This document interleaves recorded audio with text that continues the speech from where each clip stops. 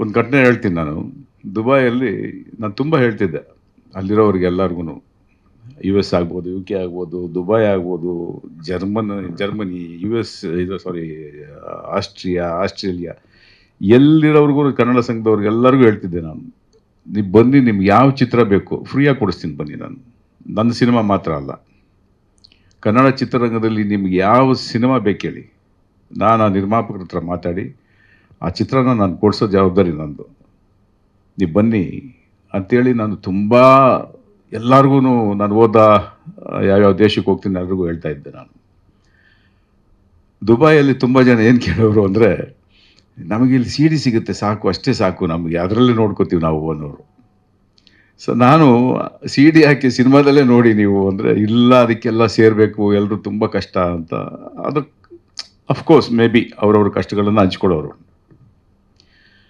ನಾನು ಇದನ್ನು ನೀವು ನಂಬೋದಿಲ್ಲ, ಅವಾಗ ಅಮ್ಮ ಇದ್ದರು, ಪಾರ್ವತಮ್ಮ ರಾಜ್ಕುಮಾರ್ ಅವರು. ಅವ್ರಿಗೆ ಹೇಳಿದೆ ನಾನು, ಅಮ್ಮ ಈ ಥರ ನೀನು ಯಾವ ಸಿನಿಮಾ ಬೇಕು ಕೇಳೋ, ನಾನು ಸಿನಿಮಾ ಕೊಡ್ತೀನಿ, ತೊಗೊಂಡೋಗು, ಮಾಡ್ಕೊಳ್ಳೋಕೆ ಕೇಳೋ, ಎಲ್ಲಿ ಬೇಕಾದ್ರೂ ತೊಗೊಂಡೋಗಿ ರಿಲೀಸ್ ಮಾಡಲಿ, ಅವರು ₹1 ಕೊಡೋದು ಬೇಡ ಅಂತಾಯಿದ್ರು. ಸೊ ನನಗೇನೋ ಒಂದು ತಾರಾ ಅವ್ರು ಹೇಳಿದಾಗೆ ಚಿತ್ರರಂಗದಲ್ಲಿ ನಾನು ಯಾರನ್ನ ಏನು ಕೇಳೋದು ಇಲ್ಲ ಅಂತ ಹೇಳ್ತಾ ಇರಲಿಲ್ಲ. ಸೊ ನನಗೆ ಅದೇ ಒಂದು ದೊಡ್ಡ ಖುಷಿ ಆಗ್ತಾಯಿತ್ತು. ಆ ಥರ ಒಂದು ಕೆಲವು ಚಿತ್ರಗಳನ್ನು ನಾನು US, UK, ಇನ್ನೊಂದು 2-3 ದೇಶದಲ್ಲಿ ಕೇಳಿದಾಗ ಕೊಟ್ಟಿದ್ದೆ ನಾನು. ದುಡ್ಡು ಅಲ್ಲ ಮುಖ್ಯ, ನಮ್ಮ ಚಿತ್ರಗಳನ್ನು ಬಿಡುಗಡೆ ಮಾಡಿ ಕನ್ನಡತನನ ನಮ್ಮ ಕನ್ನಡಿಗರಿಗೆ ಒಂದು ಒಗ್ಗಟ್ಟಿನಿಂದ ಎಲ್ಲರೂ ಒಂದು ಚಿತ್ರ ನೋಡಬೇಕು ಅಂದರೆ ಒಂದು 100 ಜನನೋ 200 ಜನನೋ 500 ಜನನೋ ಸಾವಿರಾರು ಜನ ಸೇರ್ತಾರೆ. ಸೊ ಅದೊಂದು ಅಭ್ಯಾಸ ಆಗಲಿ, ನಮ್ಮ ಕನ್ನಡ ಭಾಷೆ ಬೆಳೀಲಿ ಅನ್ನೋ ಉದ್ದೇಶದಿಂದ ನಾನು ತುಂಬ ಪ್ರೋತ್ಸಾಹ ಮಾಡೋದಕ್ಕೆ ಮುಂದಾಗಿದ್ದೆ. ಅವ್ರದ್ದೇ ಆದಂಥ ಕಾರಣಗಳಿತ್ತು, ಅವರವರು ಯಾರೂ ಆ ಥರ ಮುಂದೆ ಬಂದಿಲ್ಲ. ಸೊ ಅದರಲ್ಲೂ ಎಷ್ಟೋ ಚಿತ್ರಗಳನ್ನು ನಾನು ಈ ಮಧ್ಯ ಬಿಡುಗಡೆ ಮಾಡೋವಂಥ ಸಂದರ್ಭದಲ್ಲಿ ಫಸ್ಟ್ ಬರ್ತಾ ಇದ್ದಿದ್ದು ದುಬೈಯಿಂದ ಪೀಟರ್. ನಿನಗೇನಾಗಬೇಕು ಕೇಳು ಪೀಟರ್ ಅಂದರೆ, ಅಣ್ಣ ಈ ಪಿಕ್ಚರ್ ಈ ಥರ ಮಾಡಬೇಕು, ಈ ಥರ ಮಾಡುವಂತ ಸರ್, ಈ ಥರ ಸರಿ ನೀನು ತಗೊಂಡೋಗಿ ಪಿಕ್ಚರ್ ರಿಲೀಸ್ ಮಾಡು. ಸೊ ಇದನ್ನು ನನ್ನ ಒಂದೆರಡು ಚಿತ್ರಗಳನ್ನು ನಾನು ಕೊಟ್ಟಾಗ ನಾನು ಫಸ್ಟ್ ಎಕ್ಸ್ಪೆಕ್ಟ್ ಮಾಡಿರಲಿಲ್ಲ. ಅಮೇಝಿಂಗ್ ಇವಾಲ್ಸ್. ನಿಜ ಹೇಳ್ತೀನಿ, ನಮ್ಮ ಕನ್ನಡಿಗರಲ್ಲೂ ನಾವು ಅಂದರೆ ಇಲ್ಲಿ ಪ್ರಶಸ್ತಿಗಳ ಸಮಾರಂಭ ನಾವು ನೋಡಿದ್ದೀವಿ, ಮಾಡ್ತಾ ಇರ್ತಾರೆ. Of course I am not telling ಆ ಥರ ಅಷ್ಟು ಅದ್ದೂರಿಯಾಗಿ ಮಾಡಿಲ್ಲ ಅನ್ನೋದ್ರ ಮಾಡ್ತಾರೆ. ಬಟ್ ನಾವು ಇಲ್ಲಿ ಸೇರೋದೇ ಕಷ್ಟ. ನಾವೆಲ್ಲ ಇಲ್ಲಿ ಕರ್ನಾಟಕದಲ್ಲಿದ್ದೀವಿ, ಬೆಂಗಳೂರಲ್ಲಿದ್ದೀವಿ, ನಾವು ಸೇರೋದೇ ಇಲ್ಲಿ ಕಷ್ಟ. ಅವರು ಅಷ್ಟು ಸಾವಿರಾರು ಜನನ, ನೂರಾರು ಜನಗಳನ್ನ ಸೇರಿಸೋದು ಅನ್ನೋದಿದೆಯಲ್ಲ, ತುಂಬ ಕಷ್ಟ ಅದು. ಜಿ ಕನ್ನಡ ನ್ಯೂಸ್ ಈಗ ನಿಮ್ಮ ಮನೆಯಲ್ಲೇ ನೋಡಿ, ಎಲ್ಲ ಕೇಬಲ್ಗಳಲ್ಲಿ ಈಗ ಲಭ್ಯ.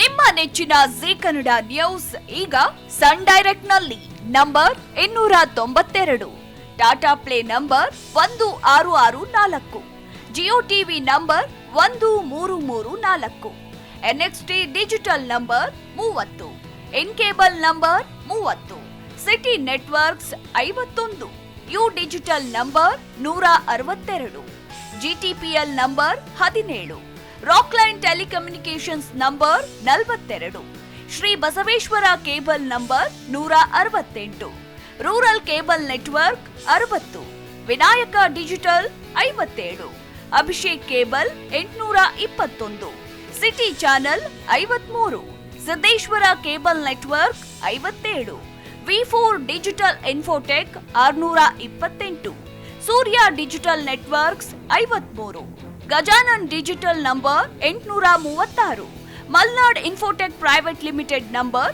56, Metrocast number 830, Victory digital number 167ರಲ್ಲಿ ನೋಡಿ ಆನಂದಿಸಿ.